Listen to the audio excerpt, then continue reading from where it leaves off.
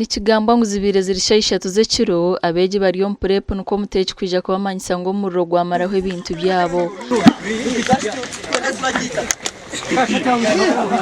Mukuru w'ishomero Edison Tugume nagira ngo ekirugiriro omuriro tikyakamanyirwe bitu nk'ishomero nibashasha kandi yasima polisi yansiika eba yambere okuraza omuriro ogu.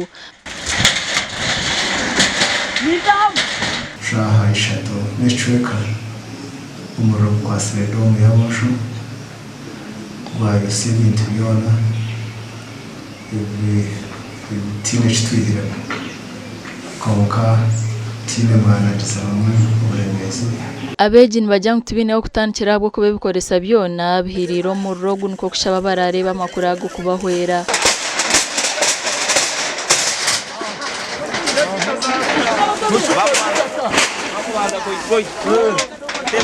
za kesi ebitabo byona byasya emyenda uniformu enkiito zona twakine cyo kujwara twabanitsaba twakine cyo gukora because members ab'injo bari abasini apoto bakine kintu neshumwe bansaba government twirukangirire omukutuyamba. Omuziro wakera ishomero nagira ngo amakuru agatungire kiro kubwasheshanu ko kwija kureba ekiri kugenda omu misho.